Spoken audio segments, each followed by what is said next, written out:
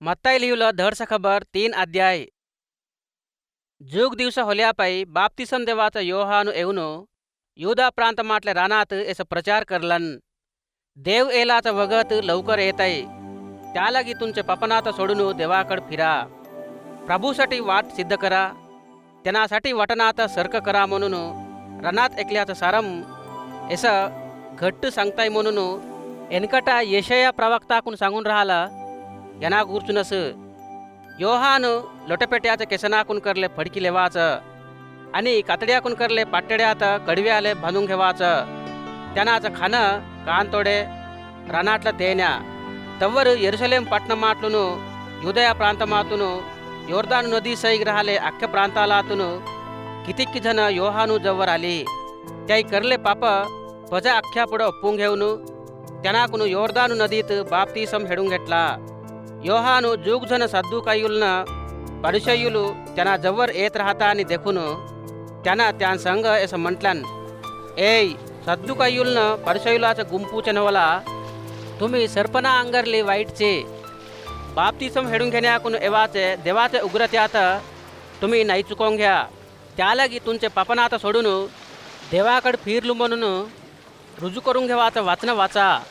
तुमचं तुम्ही आम्ही अब्राहामचं संतान म्हणून आलोचना करून आम्ही रक्षिंपबोडतो म्हणून नको सांगून घ्या. देव हे गोटेनातून अब्राहामले लेकरनात जन्मवू शकते म्हणून तुम्हा संग सांगता. आत्ताच खुराडेत झाडाच्या मुरावर ठेवून आहे.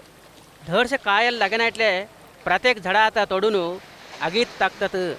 तुम्ही तुमचे पापनात सोडून देवाकडे फिरला ते मीन तुम्हाला पाण्यात बाप्तिसम देता.